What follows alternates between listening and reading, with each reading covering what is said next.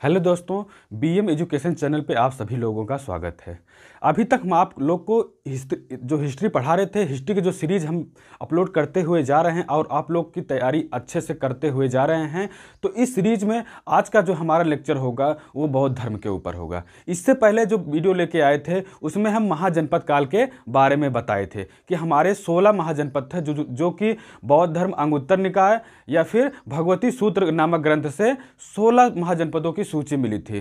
तो जनपद के बाद महाजनपदों की बात अगर किया जाए तो बौद्ध धर्म की बारी आती है। बौद्ध धर्म क्या होते हैं, गौतम बुद्ध कौन थे और ये कैसे एक राजा होते हुए भी सन्यासी रूप धारण किए, ये कैसे सारा इनका क्रिया हुआ, इस बारे में हम कहाँ जानते हैं, बौद्ध धर्म के चैप्टर में।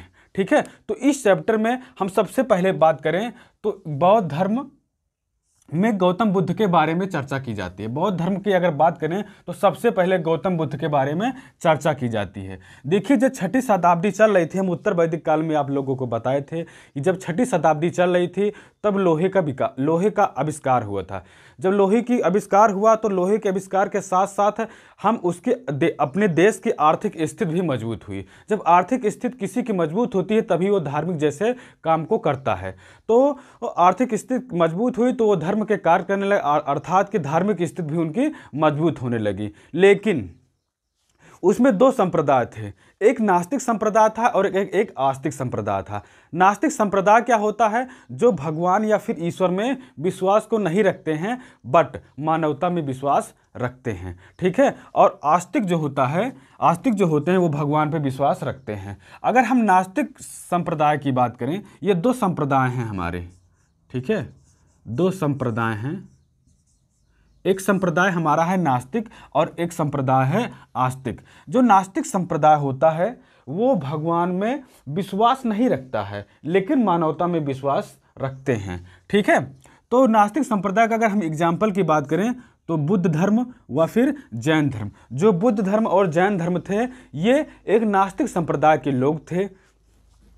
ठीक है, और अगर परिचय की बात करें, अच्छा ये पूरा बौद्ध धर्म पढ़ाने से पहले हम आप लोगों को एक स्टोरी बता दे रहे हैं कि गौतम बुद्ध कौन थे। ठीक है, तो गौतम बुद्ध के पिता का नाम था सुद्धोधन। एक कहानी है, आप लोग सुनिएगा। गौतम बुद्ध के पिता का नाम था सुद्धोधन, जो कि कपिलवस्तु के राजा थे। ठीक है, इनको एक संतान की प्राप्ति हुई। इनकी वाइफ का नाम था महामाया। ठीक है, इनकी पत्नी का जो सुद्धोधन थे, इनकी पत्नी का नाम था महामाया। महामाया जी अपने मायके जा रही थी तो रास्ते में एक जंगल पड़ता है, लुम्बिनी वन। ठीक है, इसको हम कह सकते हैं कि लुम्बिनी वन पड़ता है। तो लुम्बिनी वन में इनको प्रसव पीड़ा हुई। जब प्रसव पीड़ा हुई तो इनको एक पुत्र की प्राप्ति हुई। ठीक है, तो सुद्धोधन और महामाया को एक पुत्र की प्राप्ति हुई। ठीक है, पुत्र की प्राप्ति हुई तो पुत्र की प्राप्ति के 7 दिन के बाद जो महामाया है इनका निधन हो गया।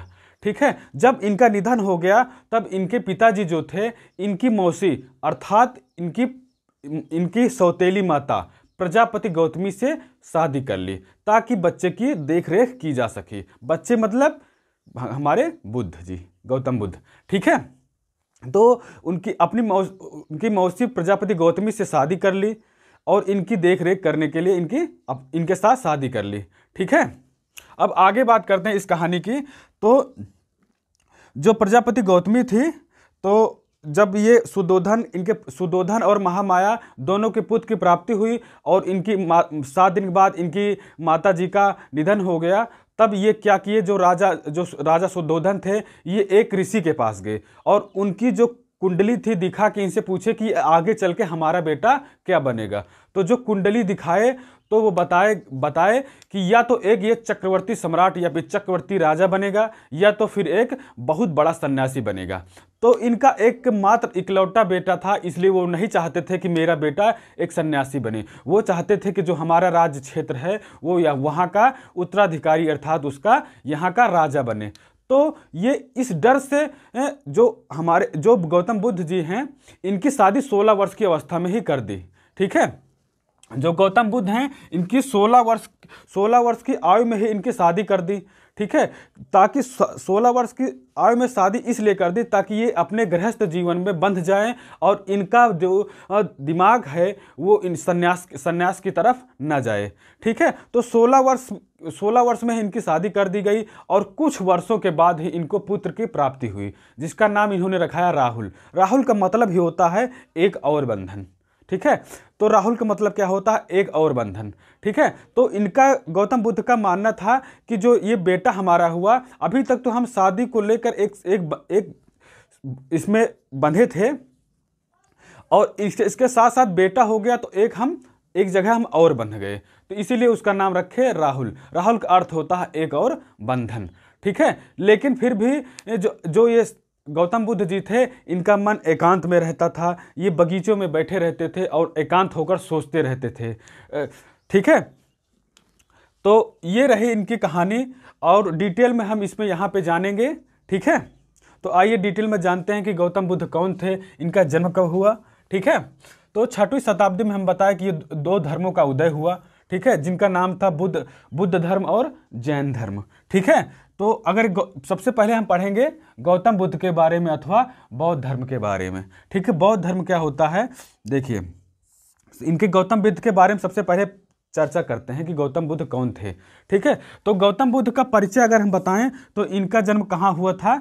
लुम्बिनी में हुआ था। हम आपको बताएं कि जब इनकी माता जी अपने मायके जा रही थी तो रास्तों में इनको प्रसव पीड़ा हुई और इन्हीं के दौरान इनका जन्म हुआ। ठीक है, इस कहाँ पे हुआ? लुम्बिनी में। तो अगर कोई एग्जाम में पूछा जाए कि गौतम बुद्ध का जन्म कहाँ हुआ तो हम लोग कह सकते हैं लुम्बिनी, इसी को कहते हैं लुम्बिनी वन। तो जो जिस वन में इनका जन्म हुआ उसको क्या कहते हैं? लुम्बिनी वन। ठीक है, ये कहाँ पड़ता है? लुम्बिनी में पड़ता है। ठीक है, और इनकी जो मृत्यु हुई 483 BC में हुई। इनकी मृत्यु 483 अर्थात 80 वर्ष के जब ये थे तब इनकी मृत्यु हुई। ठीक है, जो कि हुई कुशीनगर में। कहाँ पे हुई? कुशीनगर में। ठीक है, इनके पिता का नाम हम आपको बताएं, इनके पिता का नाम सुद्धोधन था, जो कि कपिलवस्तु के राजा थे। और अगर इनकी कुल की बात करें, जो इनके कपिलवस्तु के राजा थे सुद्धोधन, इनके कुल की बात करें तो ये शाक्य कुल से बिलोंग करते थे। किस कुल से? शाक्य कुल से। शाक्य कुल से बिलोंग करते थे। ठीक है, और इनके माता महामाया थी, जो कि कोलीय वंश की रहने वाली थी। कहाँ की रहने वाली थी? कोलीय वंश की रहने वाली थी। तो जब ये दोनों आपस में रह रहे थे तो इनकी जो महामाया थी ये अपने मायके जा रही थी। हम आपको पिछले भी 2 बार बता चुके हैं कि इनको रास्ते में प्रसव पीड़ा हुई और एक बच्चे की प्राप्ति हुई जिसका नाम गौतम बुद्ध हुआ। ठीक है, तो उनके गौतम बुद्ध के जन्म के 7 दिन के बाद इनकी माता महामाया देवी का निधन हो जाता है। ठीक है, इससे बच्चे की देख रेख के लिए इनके पिता सुद्धोधन ने एक और शादी की। और किससे शादी की? इनकी मौसी, जिनका नाम था प्रजापति गौतमी। ठीक है, तो इनकी जो सौतेली माता के बारे में अगर पूछा जाए तो उनका नाम क्या हो जाएगा? प्रजापति गौतमी, जो कि इनकी मौसी भी थी। ठीक है, और जब ये कुंडली ऋषि जी को दिखाए तो वो बोले कि एक चक्रवर्ती सम्राट या फिर एक बड़ा सन्यासी बनेगा। ठीक है, तो उस डर से कि हमारा बेटा इकलौता है और ये एक सन्यासी न बने, इस डर से इन्होंने इसको 16 वर्ष की अवस्था में ही इनकी शादी कर दी। क्या? इनकी 16 वर्ष की अवस्था में ही इनकी शादी कर दी। जो इनकी पत्नी थी उनका क्या नाम था? यशोधरा। 16 वर्ष की आयु में इनकी शादी हुई और इनकी पत्नी का नाम हुआ यशोधरा। ठीक है, और शादी के कुछ वर्ष के पश्चात इनको एक पुत्र की प्राप्ति हुई। किसको? गौतम बुद्ध को। गौतम बुद्ध को एक पुत्र की प्राप्ति हुई जिसका नाम रखे राहुल। ये इनका कहना ये था कि हम तो एक पारिवारिक मोह माया में फंसे हुए हैं, इसी के साथ साथ हमको पुत्र की प्राप्ति के बाद एक और बंधन में हम बंध गए हैं। ठीक है, तो जो राहुल नाम रखा, राहुल का अर्थ ही होता है एक और बंधन। क्या नाम होता है इसका? क्या मतलब होता है? एक और बंधन। ठीक है, तो इन्होंने 16 वर्ष की अवस्था में शादी की और इनको एक पुत्र की प्राप्ति हो गई। फिर भी इनका मन सन्यास की तरफ लगा हुआ था। तो एक दिन अचानक रात्र में इन्होंने 29 वर्ष की अवस्था में, कितने वर्ष की अवस्था में? 29 वर्ष की अवस्था में रात में ये अपने घर से निकल गए। किसके लिए निकल गए? एक सन्यास रूप धारण करने के लिए, एक सन्यासी बनने के लिए घर से निकल गए। ठीक है, तो घर से निकलना, इनके घर से निकलना अर्थात गृह त्याग को क्या कहा जाता है इतिहास में? महाभिनिष्क्रमण। क्या कहा जाता है? महाभिनिष्क्रमण। ये एग्जाम में बहुत ज़्यादा पूछा जाता है कि गृह त्याग को क्या कहा जाता है? महाभिनिष्क्रमण। ठीक है, तो अगर कोई पूछे ये अपना घर का त्याग कितने वर्ष की अवस्था में किए थे, तब आप लोग बोलेंगे 29 वर्ष में। और गृह त्याग की इस क्रिया को क्या कहा जाता है? महाभिनिष्क्रमण। ठीक है, और जब आगे गए तो इन्होंने 4 दृश्य को देखे। क्या देखे? 4 दृश्य को देखे। पहला दृश्य जो था वो बूढ़ा व्यक्ति था। बूढ़ा व्यक्ति मतलब एक बुजुर्ग आदमी था जो कि काफ़ी ज़्यादा बूढ़ा था और अप्रसन्नचित मुद्रा में था, प्रसन्न नहीं था वो। ठीक है, और आगे चले तो इनको एक बीमार व्यक्ति दिखाई दिया। बीमार व्यक्ति दिखाई दिया तो ये सोचे कि एक बीमार व्यक्ति को देखते हुए, बीमार व्यक्ति जो था ये अपने जीवन जीने के लिए काफ़ी ज़्यादा उत्सुक था, लेकिन फिर भी ये अपने जीवन से खुश नहीं था। मतलब जो वृद्ध व्यक्ति था ये भी खुश नहीं था, और बीमार व्यक्ति जो था ये अपने जीवन को और जीना चाहता था, और ये भी खुश नहीं था। ठीक है, और उसके बाद आगे चले तो इन्होंने देखा एक मृत व्यक्ति का, अर्थात एक शव यात्रा जा रही थी, वहाँ पे इन्होंने मृत व्यक्ति। तो एक कहानी आप लोग सुने होंगे, अगर पन्ना की कहानी अगर आप लोग सुने होंगे तो वही पन्ना की कहानी यहाँ पे है। तो पन्ना से पूछते हैं कि ये मृत व्यक्ति कौन है, तो पन्ना बताते हैं कि जो मृत व्यक्ति है ये कोई भी व्यक्ति हो, अगर धरती पे जन्म लिया है तो एक दिन उसकी मृत्यु जरूर होगी। ठीक है, तो मृत व्यक्ति देखा। और जो चौथा दृश्य इन्होंने देखा, एक सन्यासी के रूप में देखा। जो एक सन्यासी था वो काफ़ी ज़्यादा प्रसन्न था और प्रसन्नचित मुद्रा में घूम रहा था। ठीक है, तो इनको लालसा हुई कि जब एक सन्यासी अपने प्रसन्नचित मुद्रा में घूम रहा है, इसको किसी भी चीज़ की कोई टेंशन नहीं है, तब इन्होंने एक सन्यासी रूप धारण करने का निश्चय लिया। ठीक है, तो अगर आपको एग्जाम में पूछा जाए कि गौतम बुद्ध जी ने जो 4 दृश्य देखे थे उनमें चारों दृश्य का नाम बताओ, तब एक बूढ़ा व्यक्ति को देखे थे, फिर उसके बाद बीमार व्यक्ति को देखे, और तीसरा एक मृत व्यक्ति को देखे, अर्थात एक मरे हुए व्यक्ति को देखे, और चौथा जो देखे एक सन्यासी को देखे। ठीक है, तो इन चारों दृश्य की वजह से इन्होंने अपने आप को एक सन्यासी जीवन जीने का निश्चय लिया। ठीक है, जब ये आगे बढ़े अपने घर से 29 वर्ष की अवस्था में, अर्थात महाभिनिष्क्रमण के बाद जब ये आगे चले तो इनको सबसे पहले गुरु जो मिले, आलार कलाम।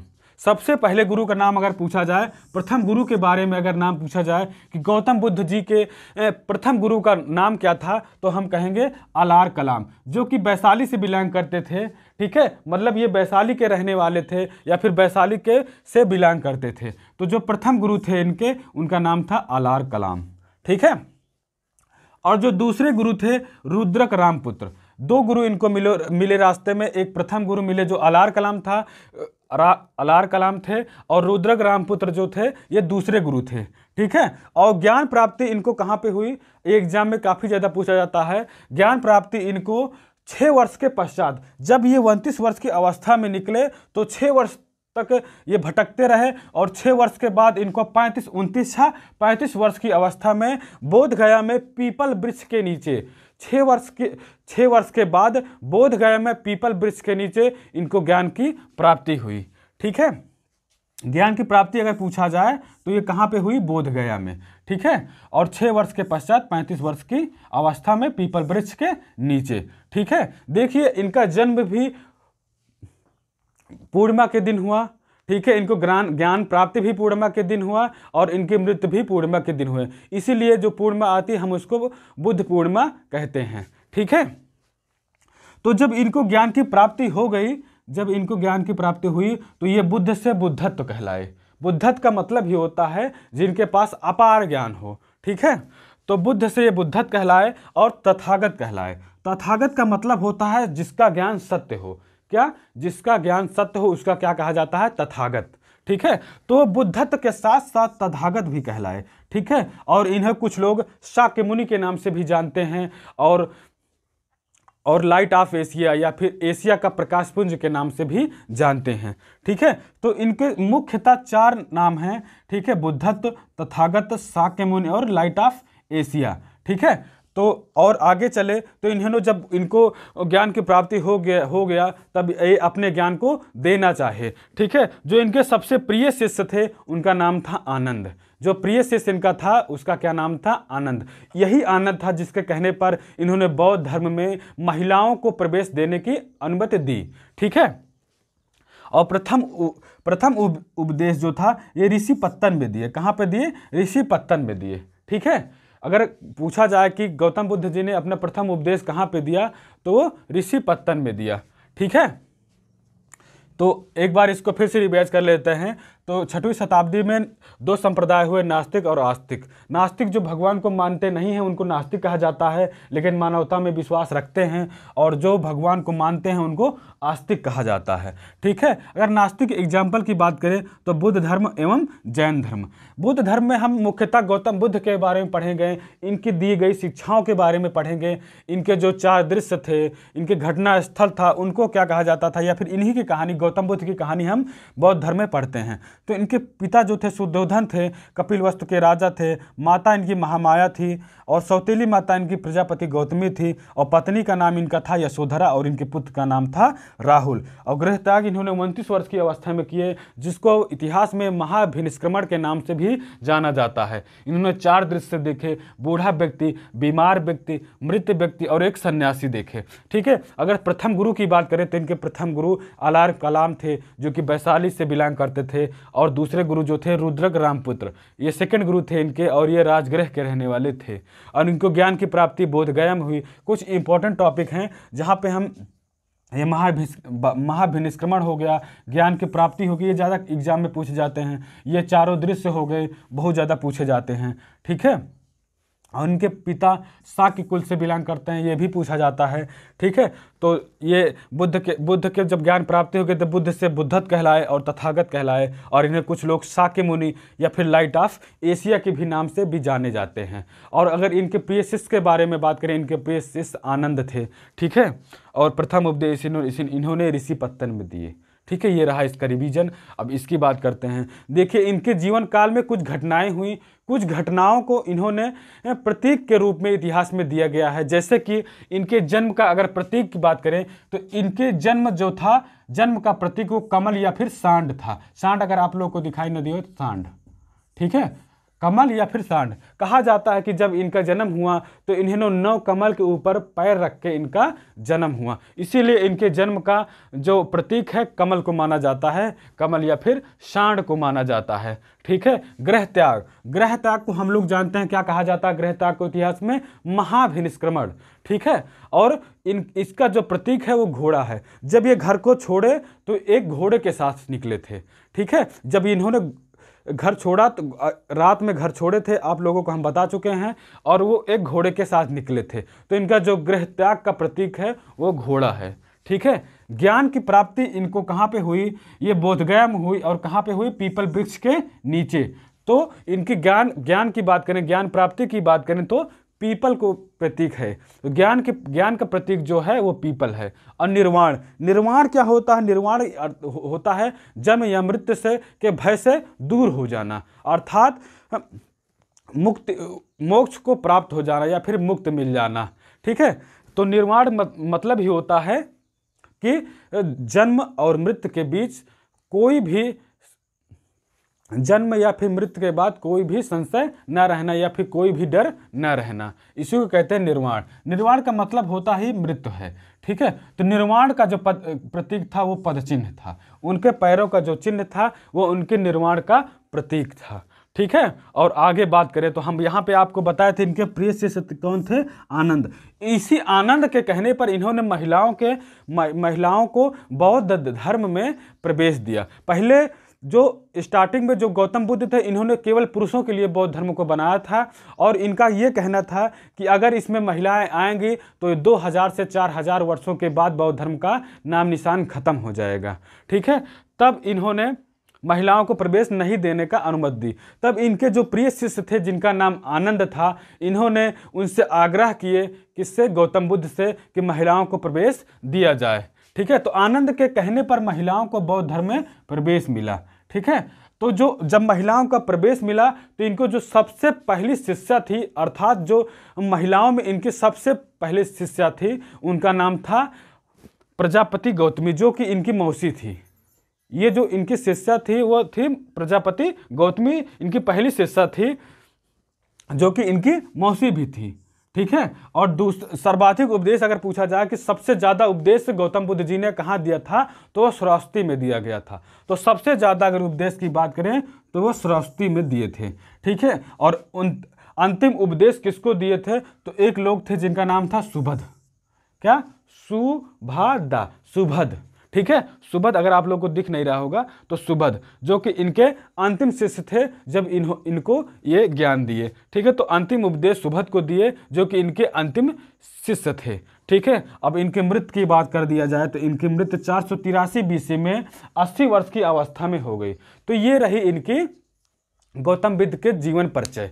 ठीक है। गौतम बुद्ध के जीवन के परिचय में यहाँ तक है। और इनके दी गई उपदेश, अष्टांगिक मार्ग, त्रिरत्न, इस सब के बारे में कुछ इंपॉर्टेंट टॉपिक जो जिससे कि एग्जाम में काफ़ी ज़्यादा क्वेश्चन पूछे जाते हैं, हम नेक्स्ट वीडियो में आप लोगों के लिए लेके आएंगे। ठीक है। ये रहा इसका गौतम बुद्ध का जीवन परिचय। ठीक है। इनके जीवन परिचय के एक बार फिर से रिवीजन कर लिया जाए तो इनका जन्म 563 में हुआ, इनकी मृत्यु 483 BC में हुआ। ये 80 वर्ष के थे जब इनकी मृत्यु हुई। इनके पिता सुधोधन थे, माता महामाया थी, और इनकी सौतेली माता जो थी प्रजापति गौतमी थी, और इनकी जो पत्नी थी यशोधरा थी, और पुत्र राहुल था। ठीक है। ग्रह त्याग को महाभिनिष्क्रमण कहा जाता है, और 4 दृश्य इन्होंने ये देखे चारों। ठीक है। बूढ़ा व्यक्ति, बीमार व्यक्ति, मृत व्यक्ति और एक सन्यासी। ठीक है। प्रथम गुरु की बात करें तो अलार कलाम, दूसरे गुरु की बात करें तो रुद्र रामपुत्र, और ज्ञान प्राप्ति इनको बोध गया में हुई। ठीक है। 35 वर्ष की अवस्था में इनको ज्ञान की प्राप्ति हुई, जो कि बोध गया में पीपल वृक्ष के नीचे हुआ। ठीक है। जब ज्ञान की प्राप्ति हो गई तब बुद्ध से बुद्धत्व कहलाए और तथागत कहलाए। तथागत का मतलब ही होता है सत्य है ज्ञान, जिसका ज्ञान सत्य है उसको क्या कहा जाता था, तथागत कहा जाता है। ठीक है। इन्हें कुछ लोग शाक्यमुनि के नाम से भी जानते हैं और लाइट ऑफ एशिया के नाम से भी जानते हैं। और इनके शिष्य जो थे, प्रिय शिष्य जो थे, उनका नाम था आनंद। ठीक है। कुछ घटना थे जो घटना के प्रतीक थे, उनके बारे में हमने चर्चा किए। और इनके किसके कहने पर इन्होंने बौद्ध धर्म में महिलाओं का प्रवेश दिया। और इनकी पहली शिष्या प्रजापति गौतमी जो कि इनकी मौसी भी थी, और सबसे ज़्यादा उपदेश श्रावस्ती में इन्होंने दिया, जो अंतिम उपदेश दिया वो सुबध को दिया। ठीक है। और इनकी मृत्यु 483 BC में 80 वर्ष की अवस्था में हो गई। जब हम आगे वीडियो लेके आएंगे तो उसमें इनके अष्टांगिक मार्ग, त्रिरत्न, या फिर काफ़ी ज़्यादा इंपॉर्टेंट क्वेश्चन बताएंगे जो कि काफ़ी ज़्यादा एग्जाम में पूछे जाते हैं। एग्जाम के पॉइंट ऑफ व्यू से मोस्ट इंपॉर्टेंट क्वेश्चन रहेंगे। यहाँ से भी बना के पूछा जाता है कि इनकी माता कौन थे, इनकी सौतेली माता कौन थे, इनके पिता कौन था, इनका जन्म कब हुआ, इनकी मृत्यु कब हुई, इनके 4 दृश्य कौन थे, इनके प्रिय शिष्य कौन थे, इनके गुरु कौन थे, इनके सेकंड गुरु कौन थे। ये सब चीज़ यहाँ पर पूछा जाता है। ठीक है। तो जब हम वीडियो नेक्स्ट लेके आएंगे तो एक बौद्ध धर्म का हमारा एक वीडियो और आएगा। उसके बाद हम बौद्ध धर्म को ख़त्म करके जैन धर्म को स्टार्ट करेंगे। ठीक है। आप सभी लोगों का धन्यवाद। हमारे चैनल को लाइक करें और सब्सक्राइब करें, और अपने दोस्तों के पास जो तैयारी कर रहे हैं, किसी भी कॉम्पिटिशन की तैयारी कर रहे हैं, चाहे वो SSC का हो, सीजीएल का हो, या फिर यूपी पुलिस का हो, किसी भी एग्ज़ाम की अगर तैयारी कर रहे हैं तो उनके पास भेजिए। और इतिहास की सीरीज इसी तरह आती रहेगी। हाँ, इसके बाद हम यूपी पुलिस वालों के लिए एक मैथ की क्लास लेके आ रहे हैं, जो कि आज हम पहला वीडियो उसका अपलोड कर देंगे। ठीक है। तो आप सभी लोगों को धन्यवाद। हमारे चैनल को सब्सक्राइब करें। Thank you.